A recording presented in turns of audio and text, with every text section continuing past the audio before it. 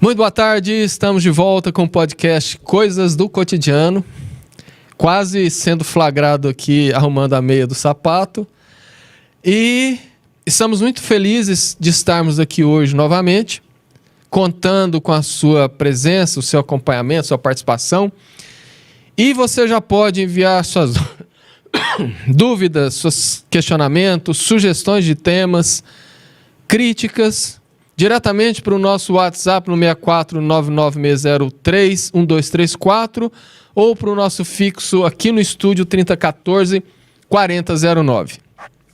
O nosso programa é retransmitido pelas páginas do Centro Espírita Allan Kardec de Jataí, Casa do Caminho, Lar Espírita Forças do Amor, Livraria Espírita Allan Kardec de Mineiro, de Jataí, Mansão do Caminho de Quirinópolis, Goiás, Centro Espírita Allan Kardec de Mineiros e Rádio Portal da Luz, Dourados, Mato Grosso do Sul.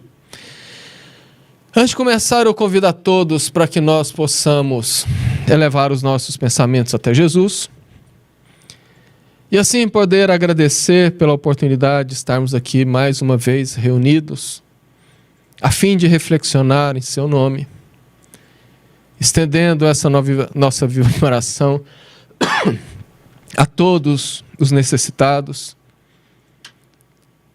a classe política do nosso Brasil, os brasileiros, enfim, que possamos todos ser abraçados pelo amor do Cristo e fortalecidos no seu ideal. Dessa maneira, em nome de Jesus, damos por aberto o nosso podcast desta noite. O nosso tema hoje ainda é o médico Jesus, e nessa oportunidade nós trataremos das perguntas enviadas pelos nossos ouvintes durante a semana. Nós recebemos algumas perguntas, agrupamos elas por similaridade e vamos aqui tentar, à luz da doutrina, à luz da ciência, esclarecer, porque o que achei bastante interessante é que tivemos perguntas de irmãos de outras religiões, de pessoas que, pelo jeito da pergunta, são apenas simpatizantes da doutrina. Então, que todos sejam muito bem-vindos. E vamos, então, à primeira pergunta. Por que adoecemos? Bem, nós adoecemos por diversos fatores, cujos fatores a ciência lança um tipo de olhar e a doutrina espírita lança outro tipo de olhar.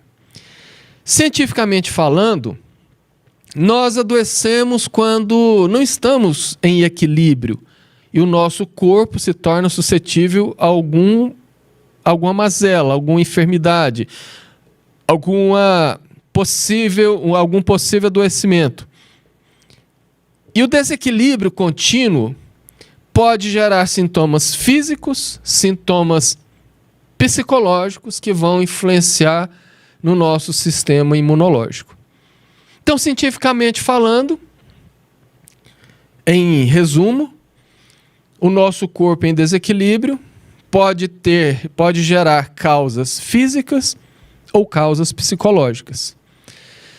Essas causas físicas e psicológicas podem influenciar no nosso sistema imunológico e assim facilitar a abertura para diversas doenças. À luz da doutrina espírita, nós adoecemos quando não estamos em equilíbrio e o nosso corpo reflete o nosso corpo reflete esse desequilíbrio no próprio corpo. Quem está atento vai perguntar nesse momento, mas não é a mesma coisa? É igual, mas é diferente.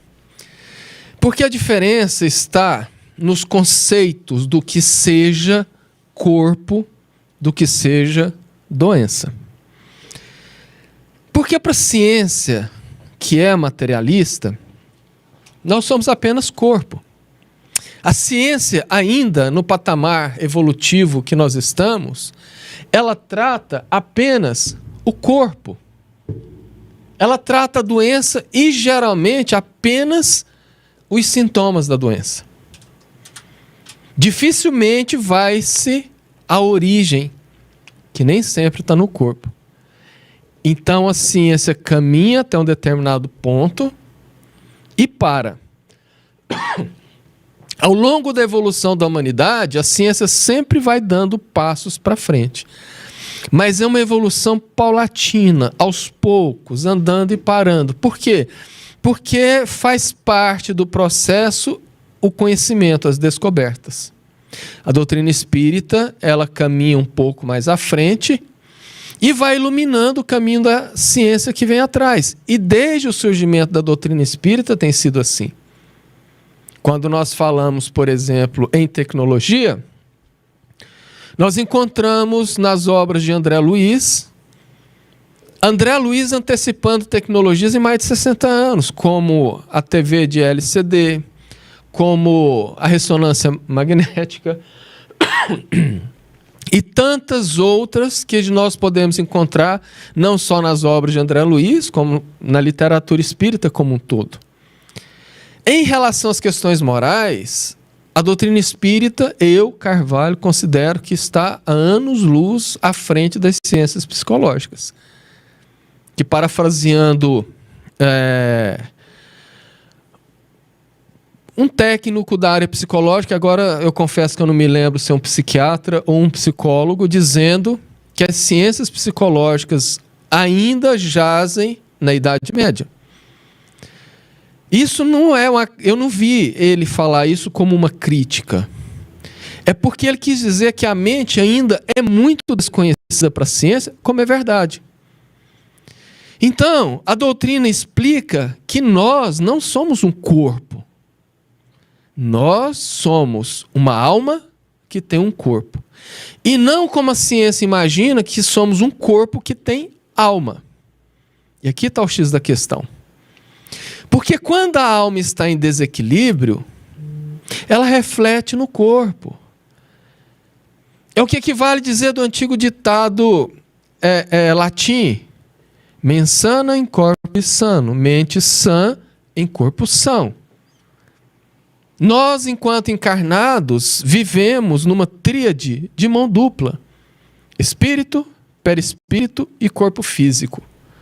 Somos 3 em 1, refletindo do espírito para o perispírito e para o corpo físico e no caminho inverso da mesma maneira. Então, quando a nossa mente, que está na alma, ou seja, em nós, em mim, o espírito, ela está em desequilíbrio, ela vai refletir no perispírito, que vai refletir no corpo físico, gerando as mais diversas doenças. E esse desequilíbrio, ele pode girar em torno das questões emocionais, sentimentais, sociais, familiares e por aí vai. Então nós adoecemos quando existe algum tipo de desequilíbrio. Pergunta de número 2. Por que não se usa mais o termo saúde mental? Bom, a psiquiatria, ela ainda se utiliza do termo doença quando há condições que possuem uma causa definida. Então, nós ainda encontramos profissionais, principalmente da psiquiatria, que se utiliza do termo doença mental de maneira comum. Mas eles utilizam desse termo quando aquele problema tem uma causa definida, ou seja, é algo que pode se definir a origem daqueles sintomas por meio de exames, como, por exemplo, o Alzheimer. Já se conhece partes do cérebro onde surge esse mal. Então, nesse caso, utiliza-se o termo doença mental. No entanto, uma parte da classe médica entende que essas doenças não são doenças da mente, porque a mente não está no cérebro.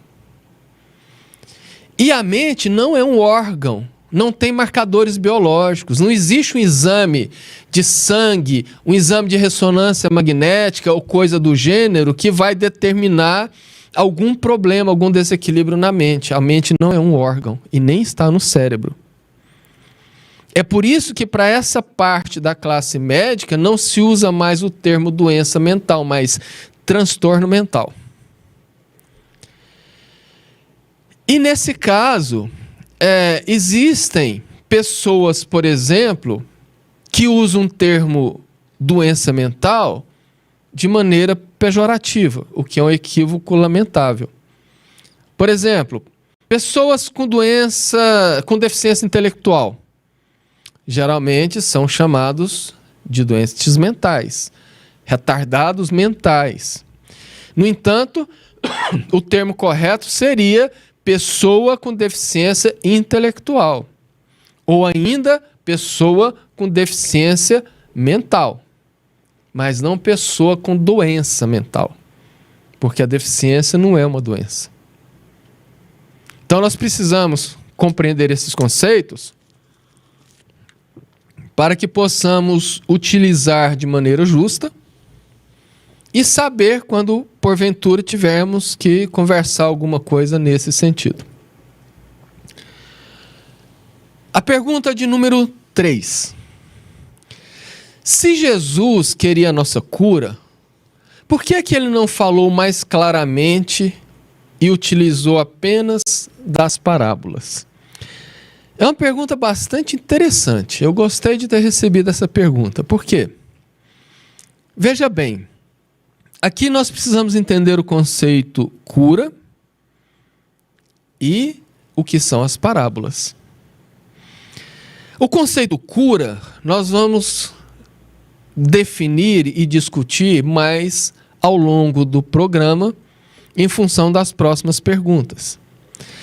Mas a questão das parábolas, nós precisamos compreender alguns conceitos. Vejamos. Jesus, como governador espiritual da terra, planejou sua vinda em minúcias. Não existe improviso na classe dos espíritos puros.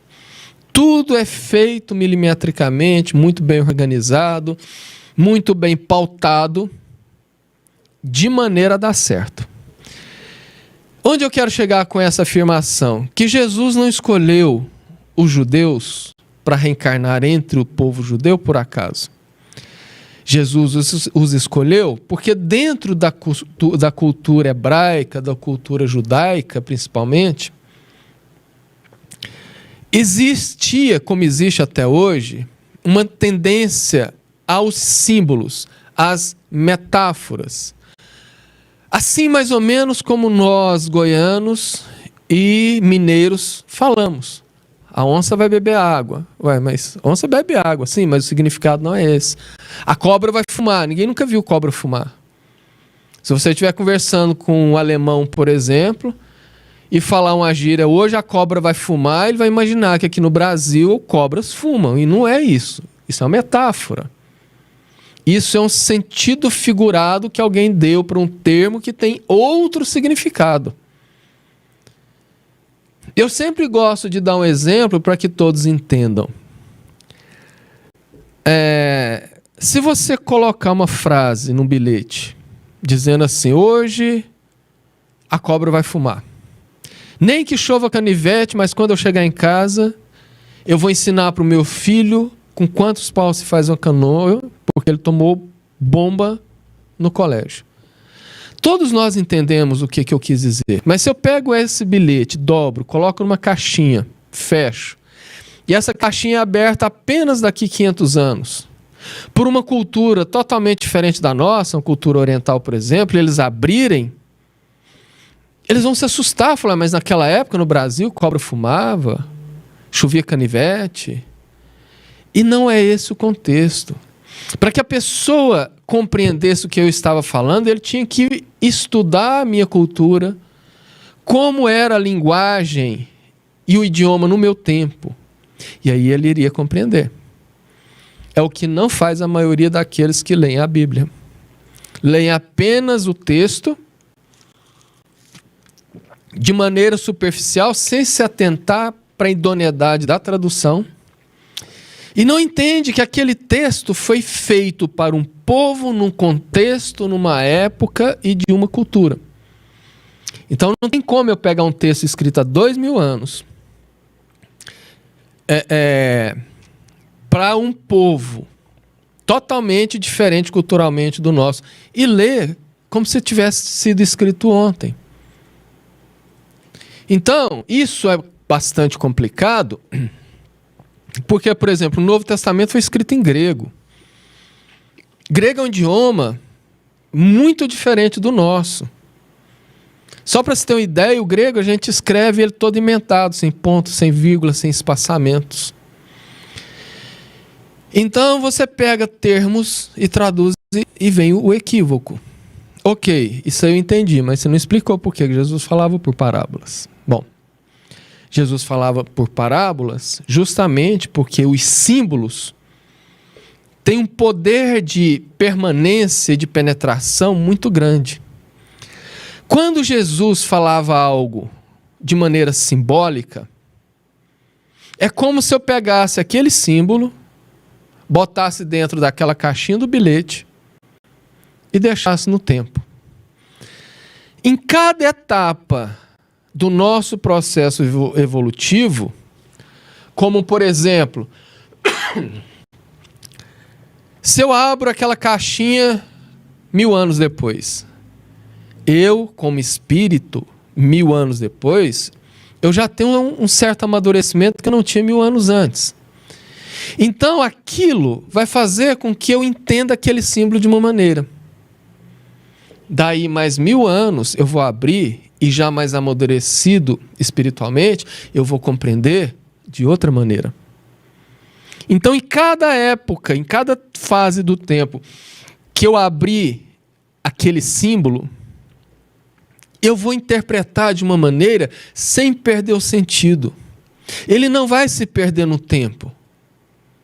Então é por isso que Jesus falava por parábolas, para que a sua fala ficasse eternizada e pudesse ser interpretada segundo a nossa maturidade espiritual ao longo do tempo. Tanto é que como nós compreendemos as parábolas hoje, é muito diverso de como compreenderíamos há 500 anos atrás apenas.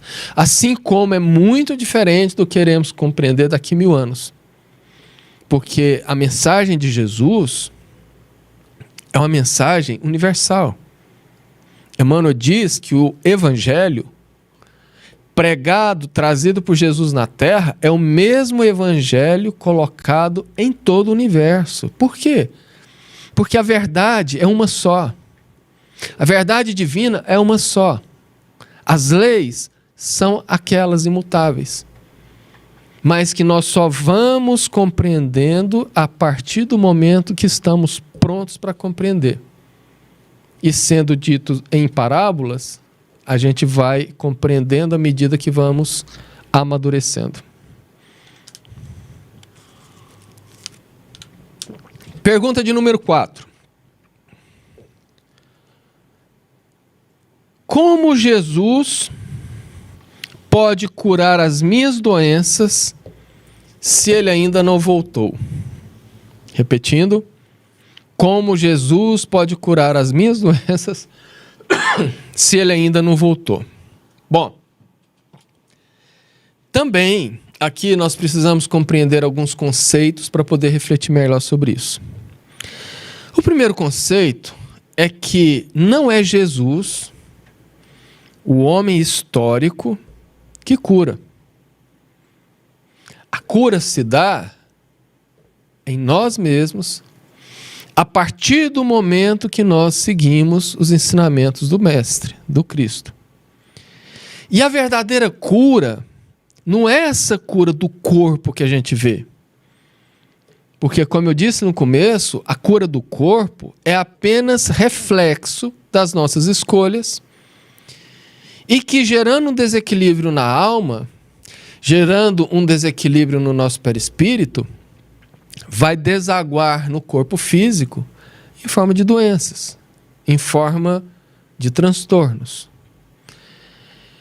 E ainda aproveitando, em relação a Jesus ainda não voltou, Jesus realmente não voltou e nem vai voltar, pelo simples motivo que ele nunca se foi.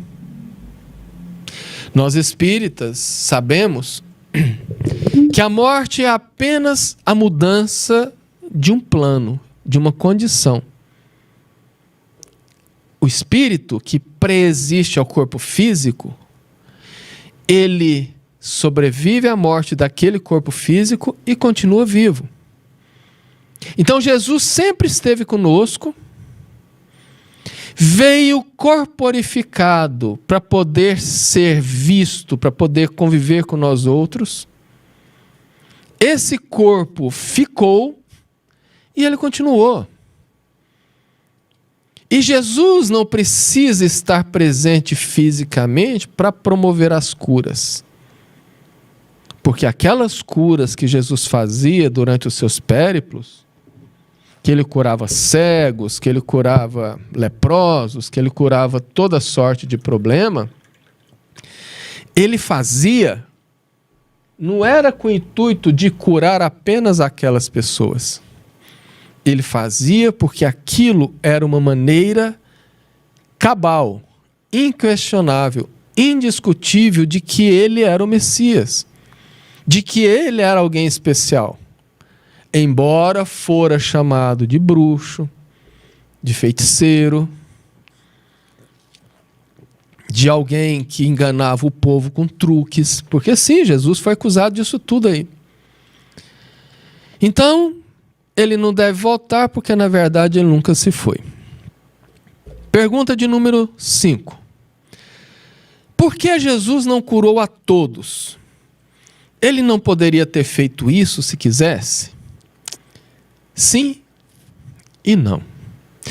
Vejamos bem uma coisa.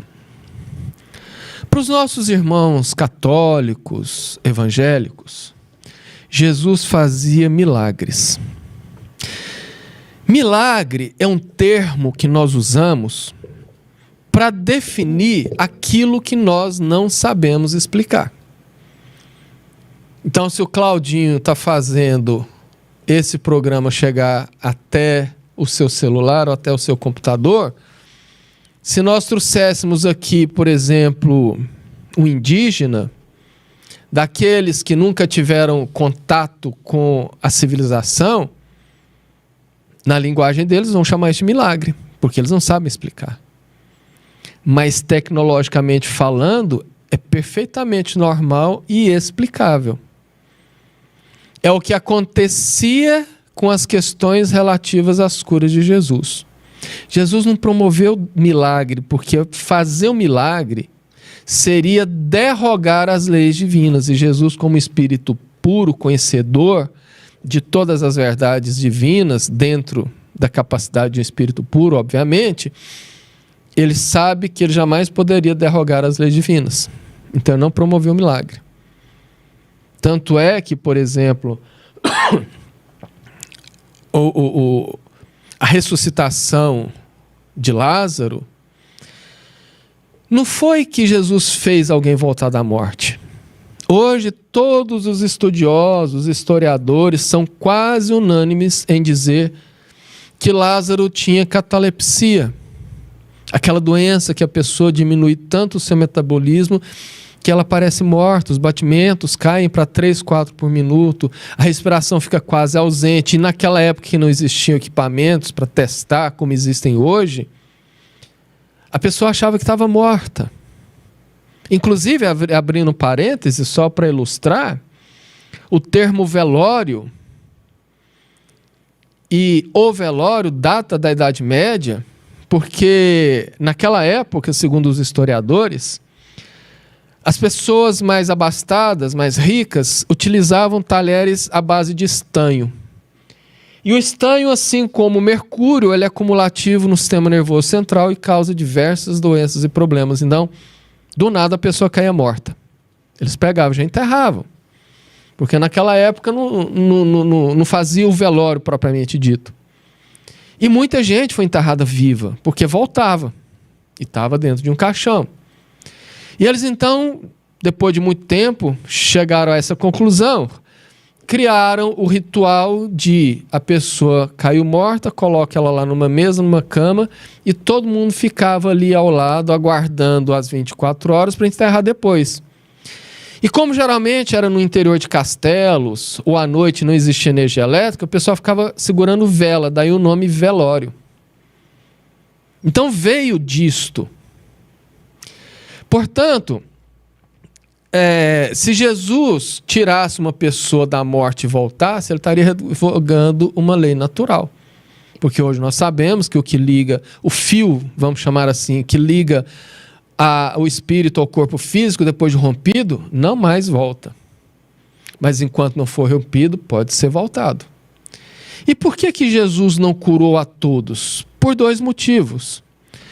O primeiro motivo é que Jesus não estava aqui para curar pessoas. Não fisicamente. E não daquele jeito. Segundo, que, como eu disse que Jesus não derrogaria as leis da natureza, nós hoje na doutrina espírita sabemos que muitas doenças são necessárias e ou que fazem parte da programação reencarnatória de uma pessoa. E se eu tenho uma doença, que eu preciso conviver com essa doença por exemplo, 40 anos, se eu encontrasse Jesus aos 20, ele não iria me curar. Porque ele olharia para mim, saberia da minha necessidade, e ele não ia fazer aquilo, porque ao invés de ele estar me ajudando, ele estaria me atrapalhando.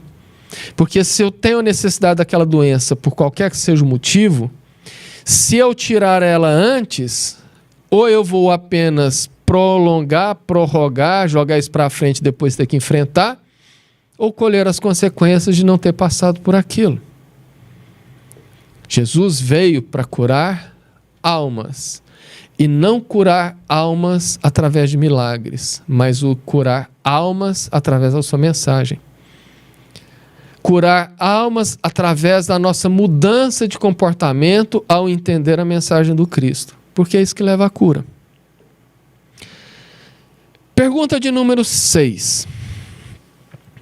Como dizem que temos livre-arbítrio, se eu não posso fazer tudo o que eu quero sem sofrer? Repetindo, por que dizem que nós temos livre-arbítrio se eu não posso fazer tudo o que eu quero sem sofrer? Bom, primeiro nós temos que entender que o nome livre-arbítrio não quer dizer arbítrio total. Nós temos sim o livre-arbítrio, ou seja, nós temos a liberdade de escolher o que fazemos, mas esse livre-arbítrio ele não é total. Primeiro que ele é proporcional ao nosso grau evolutivo, o que equivale a dizer que quanto mais imperfeito é um espírito, mais limitado o livre-arbítrio. E quanto mais evoluído, mais aberto o livre-arbítrio. Da mesma maneira que uma criança imatura, ela é imposta a ela certas limitações porque ela não tem conhecimento ou maturidade para lidar com certas coisas. Mas à medida que ela vai amadurecendo, vai crescendo, ela vai obtendo mais liberdade. Nós, enquanto espíritos, somos da mesma maneira. E o limite do nosso livre-arbítrio, ele sempre vai até a linha do interesse divino. Ou seja, eu posso fazer o que eu quero, mas a partir do momento que eu interfira na programação divina para um planeta, por exemplo, ou para uma cidade, ou para um país, e aquilo vai contra o planejamento e pode atravancar, ou pode parar por um tempo, ali eu já não tenho mais o livre-arbítrio. Então, dentro desse limite, sim, eu posso fazer o que eu quero. Mas a questão de sofrimento não é castigo porque eu fiz o que eu quero. Porque nós podemos fazer o que eu quero, só que nós todos, sem nenhuma exceção, todo no universo, estamos sobre leis perfeitas e igualitárias. E nós respondemos pelo cumprimento bom ou mal dessas leis. Esse é o ponto. Mas alguém pergunta assim, ué, mas por que existem essas leis? Elas não seriam punitivas? Jamais. Jamais. Porque, vejamos, nós vivemos em sociedade. Nós temos leis, regras, normas. Para que são essas leis, regras, normas? Para boa convivência. Para limitar uns, dando direito a outros. Para ter organização. Imagina uma cidade se não existisse lei alguma, que a pessoa pudesse fazer o que quisesse, do jeito que quisesse, da hora que quisesse, o caos que não seria. Se nós que somos imperfeitos fazemos leis para a nossa sociedade, é fácil entendermos que as leis divinas também existem para a organização, para o bom funcionamento. Só que elas não são punitivas e muito menos limitadoras. Elas apenas afinam os instrumentos dessa grande orquestra que é o universo. Nenhuma das leis divinas são proibitivas, como as leis humanas, por exemplo. Porque as leis divinas existem, as leis da física, as leis da matemática, as leis da química, assim como tem as leis morais. Leis morais que Kardec elencou 10 delas. Talvez com a nossa evolução descobramos outras, mas Kardec falou da lei de adoração, da lei de trabalho, da lei de reprodução, da lei de conservação, da lei de destruição, da lei de sociedade, de progresso, igualdade, da lei de liberdade e da lei de justiça, amor e caridade. São 3 em uma lei. Então são essas leis de muito amor que regem todo o universo. Pergunta de número 7. Por que vocês espíritas dizem que os pensamentos podem causar doenças? Bom, essa resposta daria um seminário aí de umas 3 horas. Primeiro porque seria necessário falarmos da mente.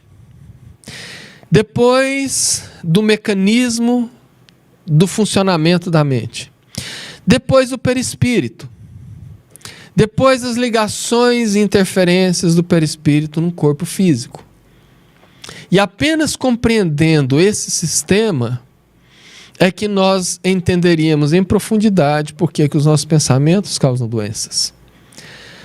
Mas eu vou tentar resumir assim de uma maneira até simplória, bastante resumida.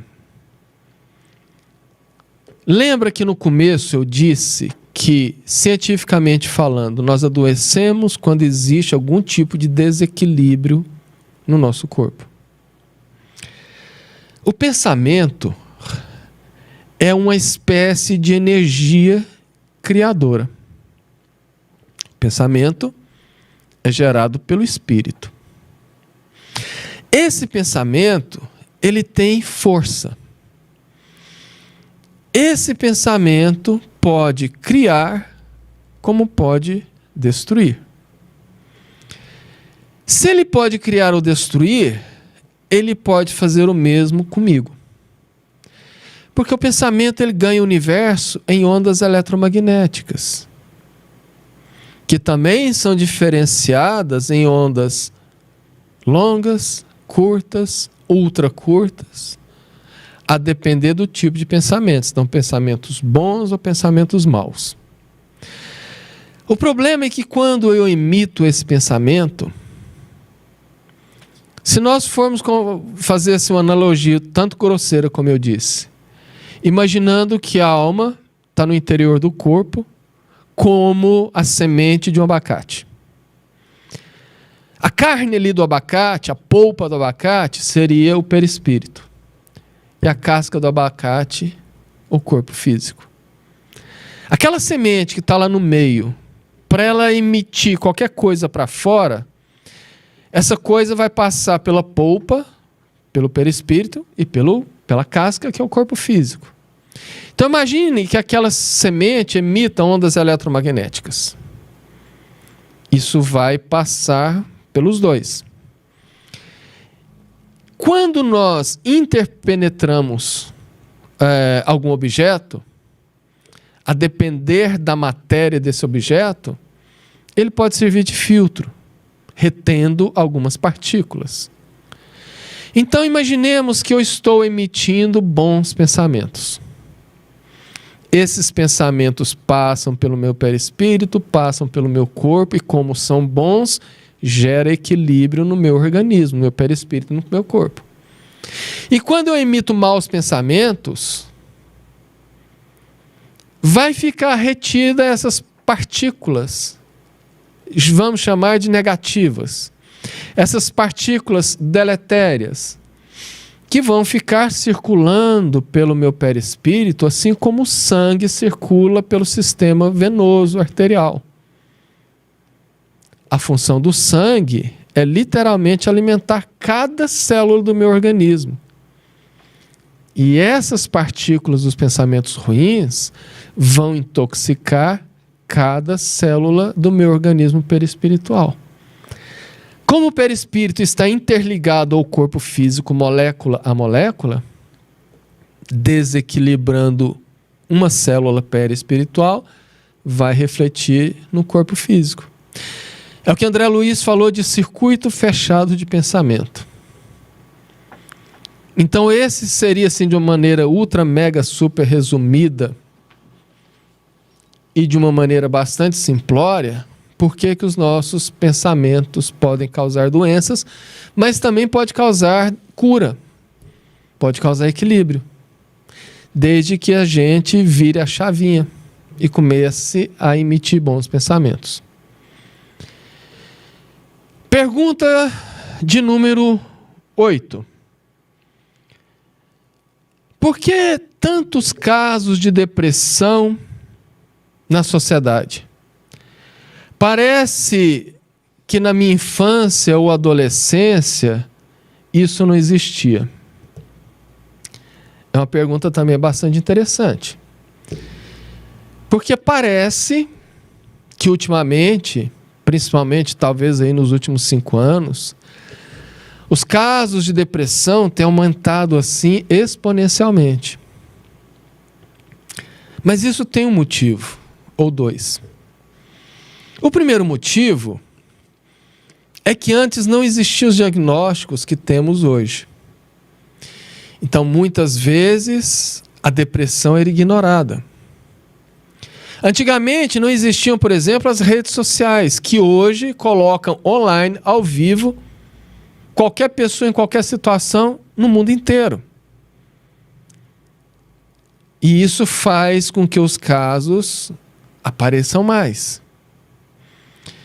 Mas tem uma questão em terceiro ponto que é a fundamental. A nossa sociedade, ela está muito mais materializada e distante de Deus do que antigamente. E como eu disse no começo, que a maioria das doenças são geradas por desequilíbrios, a depressão, ela tem uma causa com base nos desequilíbrios emocionais. E o distanciamento de Deus tem gerado uma condição de desequilíbrio muito grande. Eu não estou dizendo que se todo mundo corresse para a igreja ou para o centro, estaria todo mundo curado e ia acabar as questões de depressão, não, porque não ia. Não é assim que funciona. No entanto, nós vivemos um momento de muita insatisfação.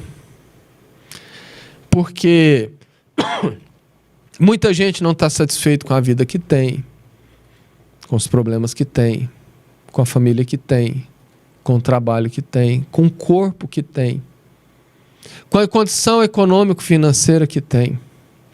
E segundo a psicologia moderna e a psicologia espírita, a depressão, em essência, se baseia na insatisfação. Mas por que é que nós estamos muito insatisfeitos? Porque a gente está distanciado das verdades que Jesus apresentou. Porque nós estamos voltando os nossos olhos apenas para a vida pelo lado material. Se eu tivesse o entendimento que se eu estou passando com um problema familiar, eu estou passando porque aquilo nessa existência ou na existência passada foi plantado por mim mesmo, eu não sofreria tanto por isso. Se eu tivesse certeza que o corpo que eu tenho fui eu mesmo que construí, com as minhas escolhas, com as minhas atitudes, eu não seria revoltado com isso. Eu não seria insatisfeito com isso. Se eu soubesse que o trabalho que eu tenho, que a vida que eu levo, é resultado de uma construção minha no passado, por escolhas minhas, a não aceitação diminuiria. Então é fundamental que nós tenhamos esse entendimento, essa aceitação, para que a gente possa superar essas outras questões. É claro que o assunto é mais profundo e é mais complexo. E o nosso tempo aqui não dá para isso. Mas a minha intenção é justamente fazer uma passagem rápida. Se alguém interessar, no meu canal no YouTube, você digita lá Carvalho Filho, aí eu peço que já aproveita, se inscreva no canal para dar uma força. Eu tenho lá diversas palestras que eu aprofundo mais no tema depressão, que seria muito interessante. Porque em 2015, em 2018, a Organização Mundial de Saúde previu que em 2023 seríamos no mundo quase 20% de pessoas com depressão diagnosticada. Isso aí foi antecipado em quase 2 anos. Então é algo que a gente precisa se inteirar bastante. Pergunta de número 9. Por que tanta dor no mundo depois da data limite? Não era para estarmos voando em céu de brigadeiro? Chico Xavier errou? Eu achei muito interessante essa pergunta. Porque, na verdade, o Chico não errou. Errou quem acreditou nessa fábula de data limite. Porque, sim, isso é uma invenção de uma pessoa que disse que o Chico disse e que, a partir daí, ganhou notoriedade. Porque hoje, com a internet, infelizmente, muitas vozes ganharam espaço. As que trabalham para o bem e as que não trabalham para o bem.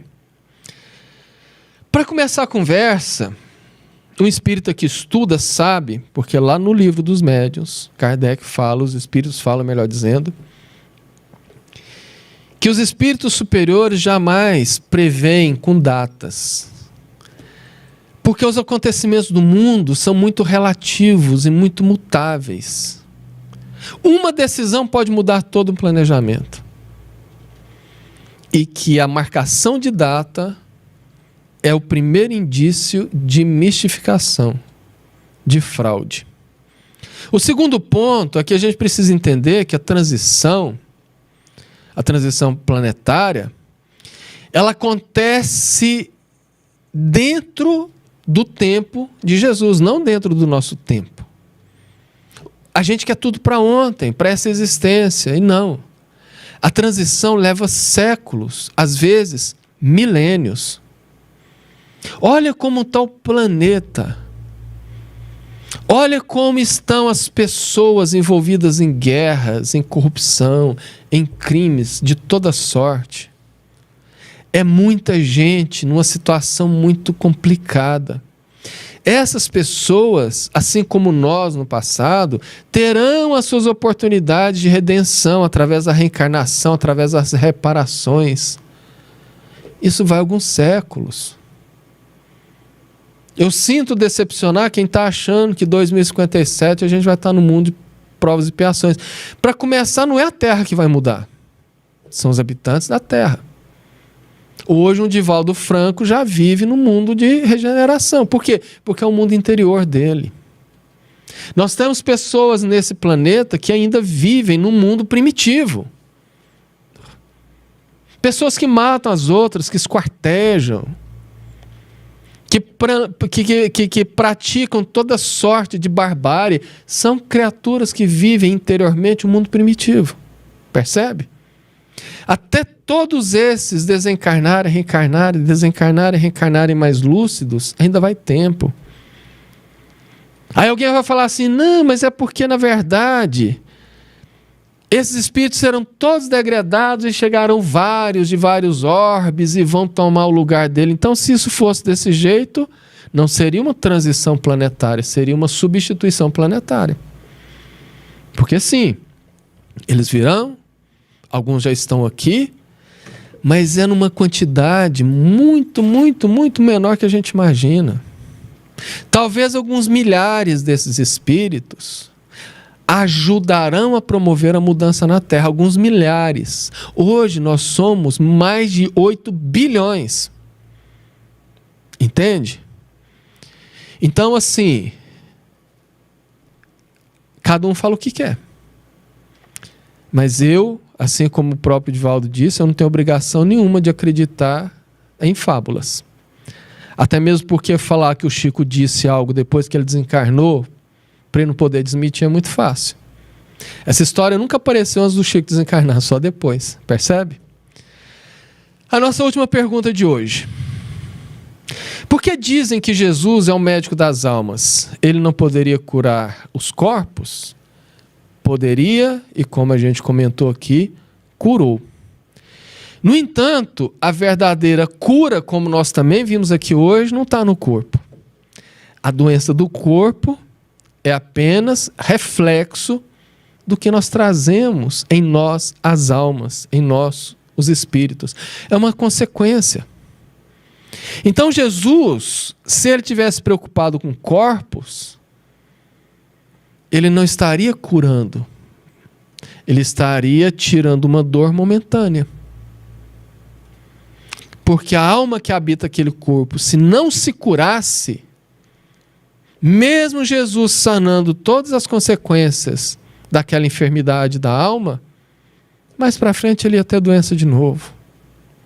Entende? E a última, na verdade, não é uma pergunta, é uma sugestão.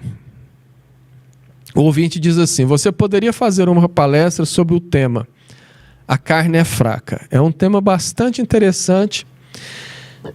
Eu prometo observar com carinho e eu acho que dá para fazer uma palestra bem legal. Estamos chegando então ao final do nosso podcast. Eu gostaria de agradecer muito a presença, a paciência. E gostaria de também agradecer aos nossos ouvintes que participaram.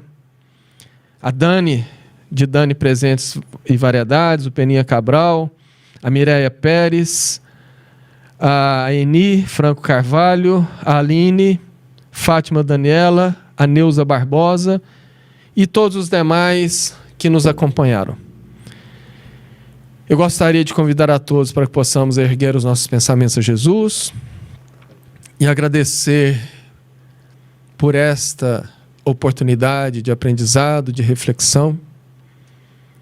E mais uma vez rogando pelos brasileiros.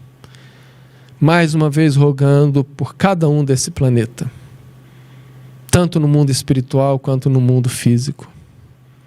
Que o amor do Mestre possa abraçar a todos, despertando paz, responsabilidade e muito amor ao próximo. Louvamos a Deus, pelo nome do qual damos por encerrado o nosso podcast dessa noite. Que Jesus nos ilumine e proteja hoje e sempre. Que assim seja e muito obrigado.